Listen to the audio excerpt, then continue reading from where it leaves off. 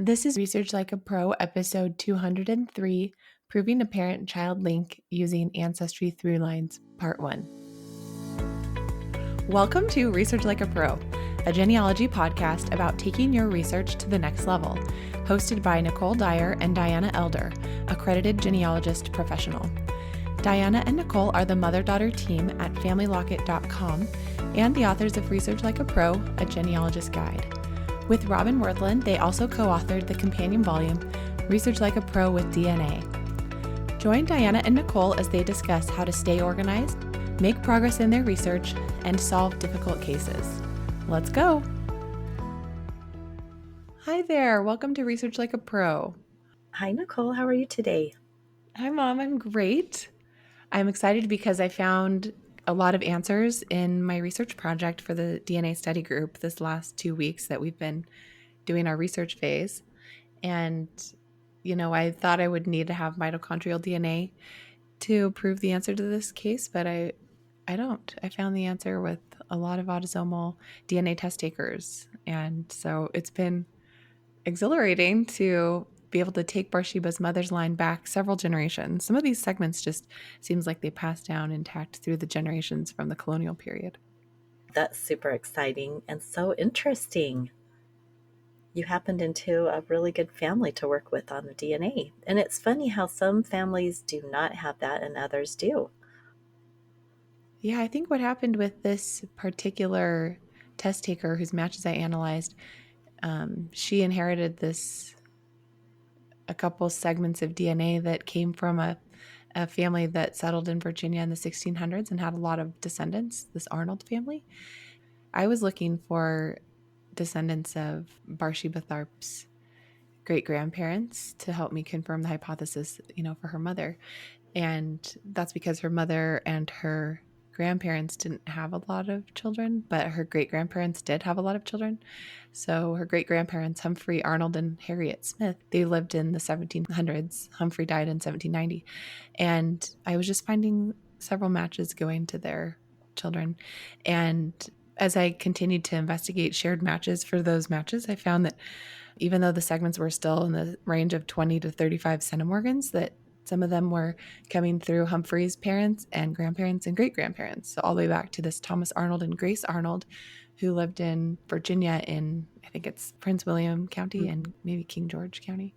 Anyways, they lived there and had a bunch of descendants. And luckily that line was really well documented by this Arnold Association of the South, who had a newsletter, and I was able to find it online, and they had a lot of the sources they used to put the families together. So it was really helpful and just fun to see this line develop for Bathsheba Arnold, who was the grandmother of Barsheba Tharp, taking her line all the way back to Thomas Arnold. So were you looking at matches on Ancestry? I was. And were you using Thrulines? No. So I did it first. So at Thrulines, I added Joanna West and Bathsheba Arnold, the mother and grandmother of Barsheba Tharp. And then Thrulines did pick up some matches to Humphrey and Harriet. Humphrey Arnold, the father of Bathsheba Arnold. And so Thrulines did give me a few. And then I used those to find more through tree building because most people didn't have their tree back this far. So I would look at shared matches for these known descendants of Humphrey Arnold. Then I would look at people who had big trees. Then I would extend their trees even further by looking at family search for like their end of line ancestors. And then I would just, there's an Arnold. Oh, yep. Sure enough, they always went back to Humphrey Arnold or his father, Thomas Arnold, or his father, Isaac Arnold, and then his father, Thomas Arnold. Nice. So you used Thrulines to find some key matches. Then you looked at their shared matches to find more matches going back. Yeah, and I just had to extend their trees because Thrulines won't pick them up if the trees don't go far enough. Right. And so then you had to look at family search to help you extend the trees. Were you building a tree? No. Of your own? You were just using family search and what people had out there. My preference for these is to just, because there's so many matches, that I just pick the people with big trees, look for places or surnames that I recognize, because I start to recognize them with the collateral lines that descend down. And then I just take a person in the tree, type their name into the family search tree search box, and then view their tree and click the extend arrows at the end of the family trees until I see a name that I recognize. I love doing that. And I saw a presentation at the East Coast Genetic Genealogy Conference where the presenter was using Pozilla. Do you remember Pozilla, where you can put in a family search ID and then it shows you, like in this neat puzzle type thing, all of their descendants? I love Bazilla, and, I haven't used it for so long, but it's such a good idea to use in DNA research because I it had never thought of it. And he was using Yes. it to look for mitochondrial and Y DNA candidates because you can easily see pink or blue, and you can see lines that have maybe dotted out, or an end of the line male who wouldn't have descendants to test. Anyway, I thought that was brilliant. I can't believe we haven't thought about using Pozilla in our DNA work. Yeah, we should do a blog post about that because it's a very fun resource and it works really well if you have a family search tree because it just takes your information from there. Right. Oh, it's always fun to think of new ways to use DNA or to kind of solidify the methodology, which is, what you've given us right here, a really good way to keep working on identifying matches. And so then as you found each match, you put them in your lucid chart and Airtable, right? I kept track of all of them in Airtable, but for my proof argument, I decided I don't want to use the matches that go back beyond Humphrey Arnold, his generation, for this report. So I'm keeping them in my log, but I'm not adding them to my Airtable yet. Since it was so many generations, I just didn't feel like I wanted to spend the time and effort proving each of those, even though the linkages are not probably that difficult. But my main purpose for this project was to find Bathsheba Tharp's mother, and I feel that the matches descending from Humphrey Arnold are enough evidence for that. That's neat. Well, thanks for telling us all about your project. It's always fun to see how you're making progress on Bathsheba. So, what have you been working on or reading? Well, I've been working on my study group project as well, which we'll talk about as the main part of this podcast. But this morning I was reading some more of Martha Hoffman Rising's book, The Family Tree Problem Solver, which I highly recommend for anyone who hasn't heard of that yet. And it's the chapter on the fan club. And so she's talking about the friends, families, associates, and neighbors. And, we always attribute that fan club to Elizabeth Shown Mills, and she talked about that in the very first part of this chapter, how Elizabeth introduced the idea in the 1990s at the Georgia Institute. So I thought that was so interesting that she's the first one that really said this is a methodology that really works, especially in the South. And, IGHR Institute is the acronym for that. So the Institute of Genealogy and History Research. It's a lot of Southern researchers and discussing how to do Southern research, and the fan club is so important with that. So anyway, it was just fun to read that that's when it was first introduced. And before that, genealogists were really just focused on tracing lines going straight back, or they were just focused on the surname and not paying attention to all the people around their ancestor that would be related and how to use those people to break through brick walls. I never knew that that's where Elizabeth started teaching the fan club methodology, but I am so thankful that it's a methodology that I know about now because it has really helped me with a lot of projects. Me too. It's amazing, and it's interesting that people before didn't really catch on to that. Or maybe some did, but they just didn't get their work out there so anyone else could use it. So we're so grateful to Elizabeth for teaching and publishing and doing so much to help the genealogy world.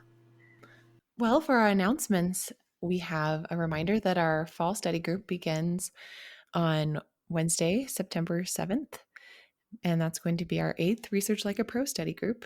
It's going to be fun. We're going to meet every week for 9 weeks, and we've added in this break week during the research phase so that there's 2 weeks to work on your research plan and following that research plan and logging all of your results. So if you're interested, just put July 20th on your calendar. That's when registration begins, and registration will go from July 20th until August 25th. And if you're interested in helping as a peer group leader, go on our website and apply. So, our listener spotlight today is from Ruth. She listened to our episode about proving your pedigree with DNA. And she said, Nicole and Diana's interview with Deborah on proving your pedigree with DNA was inspiring. The takeaways from attending SLIG's DNA class to write your report as you research was inspiring. Recently, I had my uncle take a Y-DNA test to verify and extend my mother's paternal line, and it showed we had a surname change. We do share autosomal DNA with the 6 matches from the Y-DNA. This podcast was helpful in helping me take a few moments and start writing up my DNA findings in a report so I can share it with my extended family. I am very interested in the macro that they discussed and maybe a future podcast on specifics of writing up DNA report when using the different kinds of DNA: autosomal DNA, mitochondrial DNA, and Y-DNA. DNA is a fascinating piece of evidence to include in proving your pedigree. I always tell myself and my family that DNA doesn't lie. Thanks, Nicole and Diana, for sharing your knowledge and experiences on how to be a better genealogist. So, thank you to our listener, Ruth, for sharing that. And we will definitely have some more podcast episodes in the future about writing and including DNA. I think that's a very important topic, and it's a challenge to do that. The macro she referenced was the Word template from Brent Chadwick that helps you to write your narrative genealogies and then do the numbering. So sometimes it's difficult to do all the numbering of the children and of the people in your narrative genealogy. So that really helps.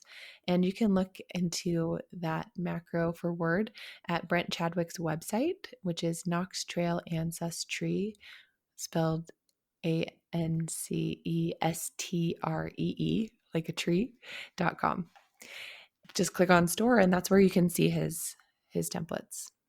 I love your comment that we all need to work on writing about DNA, especially when we are trying to share what DNA is telling us with people who aren't working with it. And we talk a lot about that in the study group. In fact, I just did the lesson on that, on how to write about DNA and incorporate that with documentary evidence. And we have to use a lot of explanations and charts and diagrams to really explain to the non genealogist how DNA really does confirm some relationships. Right. And I think sometimes with DNA, we don't remember all of the foundational like information that we have about our test takers and how they're related to each other, the building blocks of setting up the DNA to be able to tell us actual evidence for our research. So it's always good to brainstorm and think of all of the assumptions we're making and all of the things we assume people will know or understand so that we remember to talk about those things. Right. Well, for our topic today, we're going to go over Diana's research project that she's doing for the study group. So, this might be applicable to you if you have a parent child link in your family tree that you haven't personally researched, but has just been a long standing fact in the family. You may want to try doing what she's doing to use DNA evidence and revisit the documentary research to prove that link. So, if you've tested your autosomal DNA at Ancestry and you have attached a family tree, then Ancestry has a program called Thrulines that will generate hypothetical placements for where your DNA matches could go as descendants of one of your ancestors or suggesting one of your ancestors sometimes. So, these are really great clues, but it's up to you to verify that placement and see if it's accurate and check the parent child links. So, that's what we're going to talk about today. So, as part of the Research Like a Pro with DNA for Study group, I decided to tackle my paternal Shultz line. And when you and I, Nicole, had started researching, we looked at that Shultz line, and it was built back all the way to the 1600s in France or Germany. I think it was Alsace. And so, when you have a line that's built back so far, often you don't really feel the need to do a lot of research on it because we had plenty of other lines that dead ended in the 1800s. But I decided I wanted to use DNA to verify each generational link of that line. And I had done a previous project on our ancestor, Hickman Monroe Shults, and I realized that there was really no documentary evidence that showed his father was Martin Shults. And there's a lot of fan club research all around the family. They all are migrating together, and it makes total sense that there's a parent child link there, but there really is no document. And so I decided to have that be the focus for the project. And looking at my through lines, I have 96 matches, but this is quite a ways back for me. And so most of those were under 15 centimorgans, which is, getting down in the danger zone of smaller matches. But I'm using the DNA of my cousin Lucretia, and she's one generation closer, and she has better matches. She has 149 matches in Thrulines, and many of those are over 20 centimorgans. So we always want to work with that person who's a generation closer if we can find them and use their matches. So anyway, I was excited to dig into this project and the DNA and see if Thrulines would confirm this longstanding family link.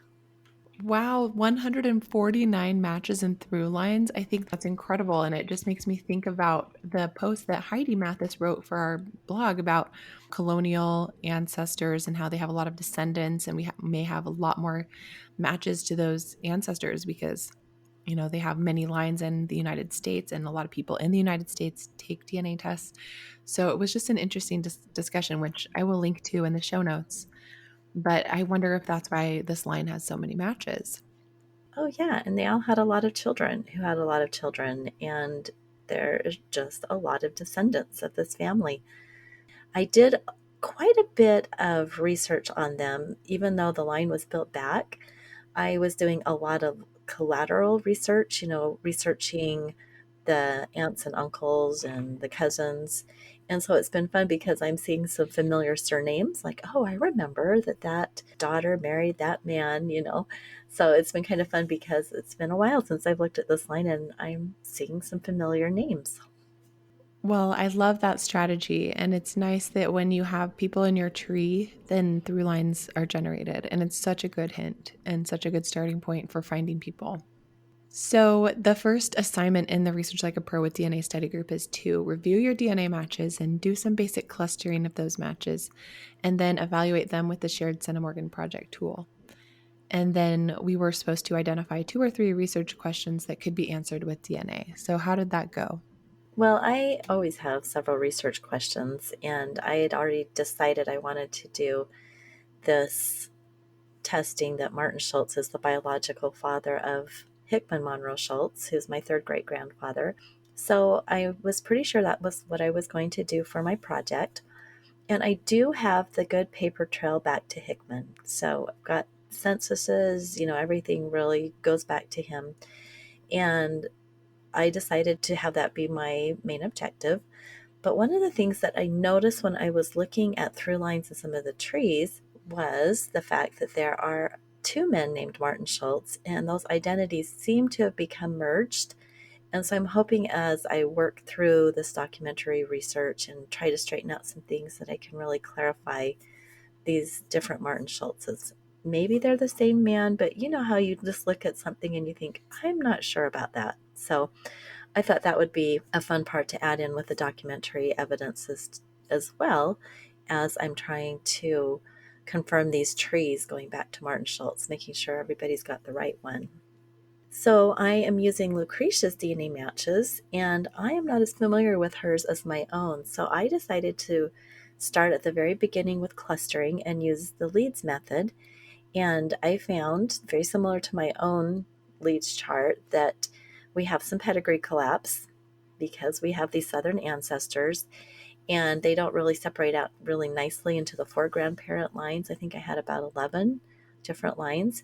But it was fun because I recognized a lot of these matches as my own matches. I was able to pretty quickly find the line on this particular Schultz line that I think are the right matches. So that was fun. And again, it goes back to just having worked with your matches and putting some notes in there and knowing how people connect. It helps you see the patterns so much faster. Right? It's all about seeing those patterns. After working with clustering and network graphs for a lot of people who have Southern ancestry, I'm noticing that, like what you said, there's a lot of connections between the groups, and sometimes they don't separate very neatly because they just look like a lot of overlapping colors and lines, kind of like you mentioned in your leads chart. As you were talking, I just thought, I think another factor of that, in addition to, some of these people have pedigree collapse, is that people just have multiple relationships with each other because they share more than one common ancestor. And that doesn't necessarily mean that they have pedigree collapse in that case, but they have 2 relationships with any given testaker. Like maybe they're related to them on their mom's side and their dad's side. Not because their mom and dad are related, but just because they have two common ancestral couples, because if you go Right. back far enough and if your tree is all from the southern United States or from colonial times, then there's just a lot of the same founding ancestors of certain places and things. Yeah, that's a great point. But it's tricky sometimes to be able to pinpoint exactly what's happening. You just see a lot of overlap. Mm-hmm. Yep, and you have to dig into the trees and the matches and try to figure out what's going on.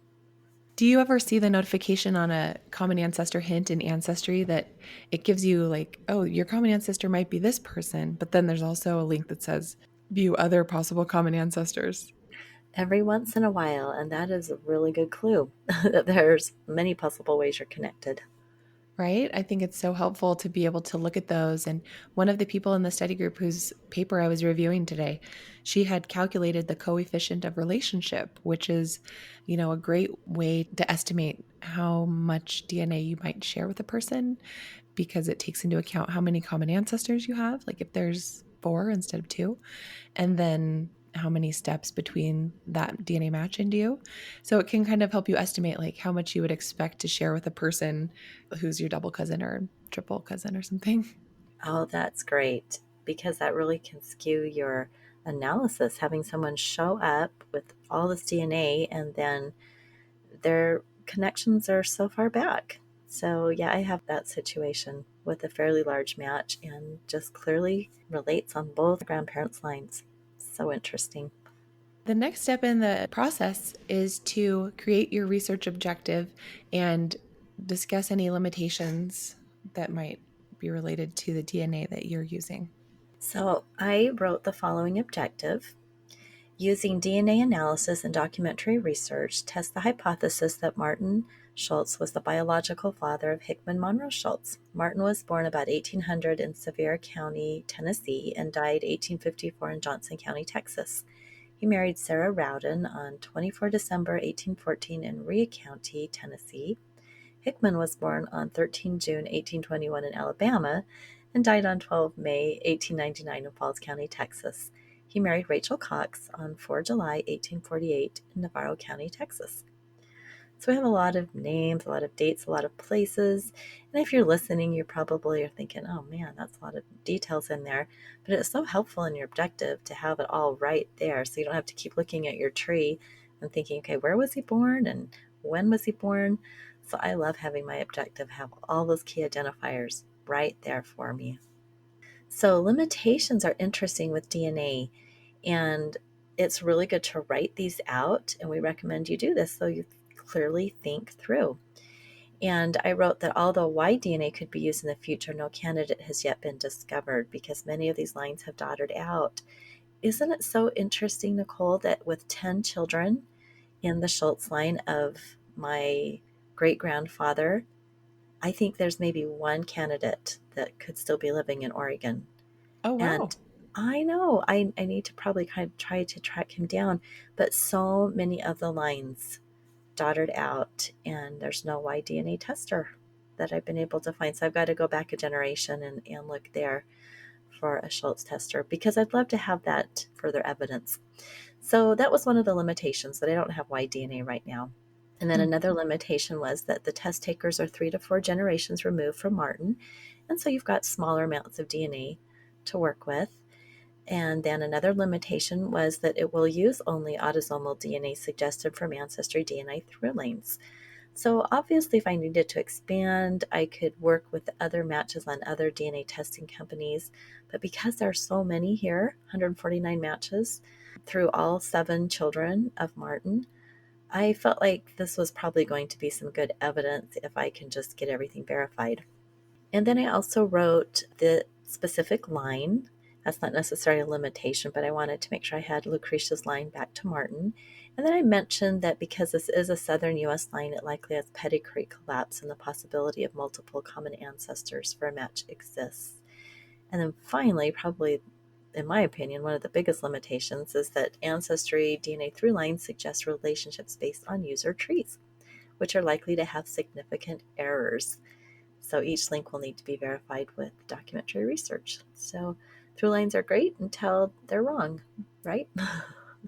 Right. We just need to always consider the fact that they could be wrong and do our due diligence. But, in some of the projects I've done lately, a lot of them are right. But one thing that they often get wrong, I've noticed, is the half relationships. They don't know which wife a child descended from. That can be tricky. And interestingly enough, in this line, there's only one wife all the way back, which makes it nice and easy, Oh, yeah. at least for the main line. Some of the other collateral lines might have more than one wife, but like our Shultz line going straight back, children are all descended from the same woman. That's helpful. Yeah, Yeah. with Bathsheba Tharp, she is the child of the first wife, and Joanna, her mom, is descended from the first wife, not the second wife. So I've had to really look at these different wives and try to figure out the timing and things. Yeah. Yeah. Those half relationships can be tricky. And when you're going further back, the Centimorgans, They don't tell it you. could, they don't tell you anything Yeah. that far back, right? It just happens to be that sometimes the half cousins, you inherit more with them, like fourth or fifth cousins back that distant. Can't really tell. Right. I wish. So the next step is fun. It's diagramming and adding all your closest matches to Lucid Chart and practicing with that. Right. And this was really great because, again, I'm using Lucretia's DNA and I was not as familiar with her closest matches. And so I used it to diagram her closest matches with the common ancestor of her great grandfather, William Henderson Shults. And that's the son of Hickman. And I really wanted to set a foundation and show that through DNA, that is showing that connection is correct. And that was actually really easy to do. There were plenty of matches that clearly showed that. And I actually worked with this DNA before with Hickman Monroe's wife, Rachel Cox. And so, because I'd worked with a lot of these same matches, it seemed easier to me to diagram that out. So, the diagram's great, and I love just having it down. And in Airtable, I have a little column where I can match that I've diagrammed a DNA match, and I put the information on Ancestry in the little notes section. And so every time you add more details and more information to your Airtable or to Ancestry in that section, it just helps you. And it's interesting how previous projects helped with this project. Right? It's so nice when you are recognizing names of matches. You can say, that person, I remember they descend from so and so. Or if you have added the dots, so you can quickly see, oh, the green color means that I'm on the right track here. Right. And the other valuable thing that came from doing the diagram was that I realized there is another Schultz descendant who's on the same generation as Lucretia, descending through a different child, an independent line. So I can ask this tester to share results with me, and I would have another set of DNA to work with. So that's another really great thing about diagramming out the connections, because then you get to see who is closer to the common ancestor and whose DNA would be more valuable. Absolutely. That's a really good point about making a diagram because you can see it so much better. And whenever I'm looking for test takers, I go straight to my diagram and look and see who's the closest to the research subject. And then I know who to message and say, "Hey, can you share your DNA with me?" Or maybe sometimes I've even created a descendant tree of people who haven't tested and just look to see who the living people are that are the closest. To see if you can find a good test taker, right? And sometimes I'll use that to like figure out XDNA inheritance or just look and see who has an all female line going back so that I can ask them to take a mitochondrial test. Right. And we call that targeted testing. It's fun to do, but it can be challenging. I've had some no responses where people say they won't test. Yeah. Very disappointing. Okay, so next, the assignment was to create a timeline and add source citations and analyze these sources that you already have and analyze your DNA matches. So this is always fun. I like creating the timeline. Gives me a chance to look at all of the evidence that I've collected through the years or that's been attached to a family search or to an online tree. And so I did the timeline for Martin and Hickman Shults, and I used the Airtable template for the timeline. And I created my source citations. And of course, it always points out some of the holes in the research. And I also looked at each documentary source for the type of source, information, and evidence. And one interesting document that I looked at was a tax record. And, I was trying to decide, is this an original list or is this a derivative? Was this recopied? And I still am a little bit on the fence. I finally decided it was derivative because the names were all arranged by surname. And I thought that perhaps the tax collector, after going out, and surveying everyone, then came back and made a nice copy with all the S's together and all the T's together. So that's what I thought. What are your thoughts on that? You've done a lot of tax work. I think that's probably a derivative as well because it's alphabetically arranged. It could have been like the state copy or something.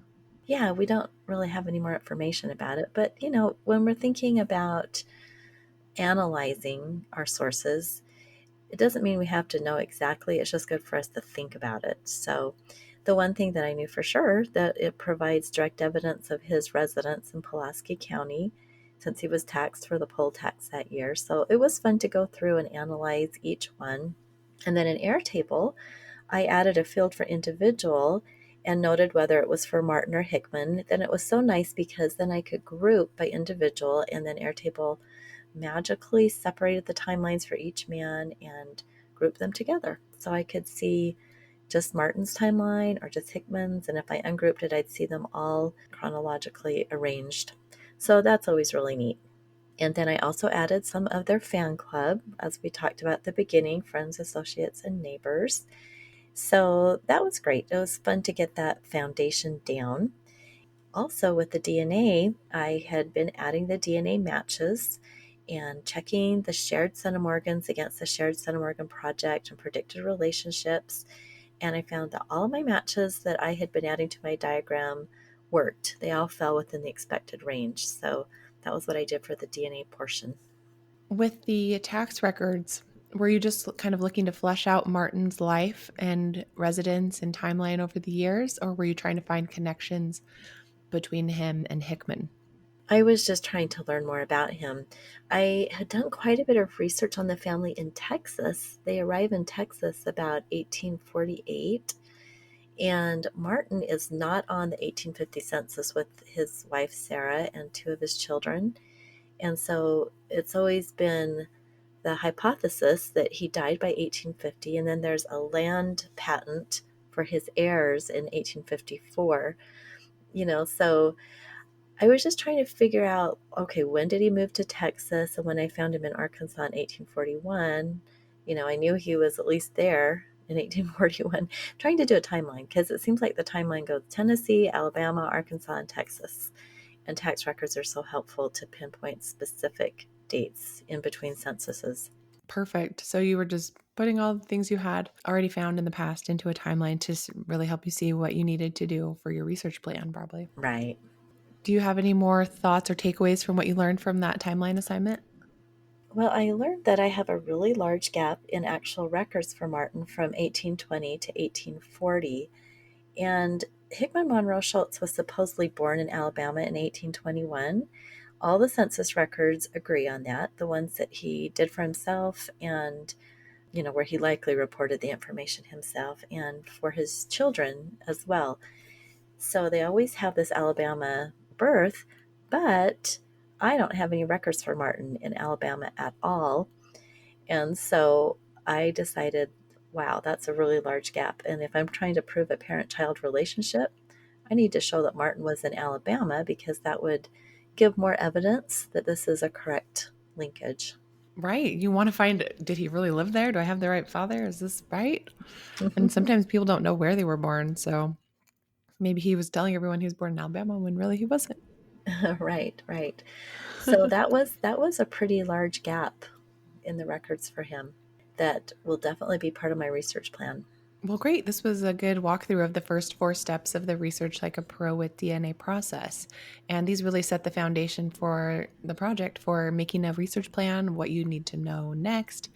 And I'm excited to see what you share in part two of this series. Well, thank you.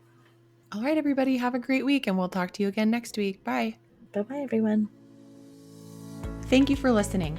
We hope that something you heard today will help you make progress in your research. If you want to learn more, purchase our books Research Like a Pro and Research Like a Pro with DNA on Amazon.com and other booksellers. You can also register for our online courses or study groups of the same names. Learn more at FamilyLocket.com/services. To share your progress and ask questions, join our private Facebook group by sending us your book receipt or joining our courses. To get updates in your email inbox each Monday, subscribe to our newsletter at FamilyLocket.com/newsletter. Please subscribe, rate, and review our podcast. We read each review and are so thankful for them. We hope you'll start now to research like a pro.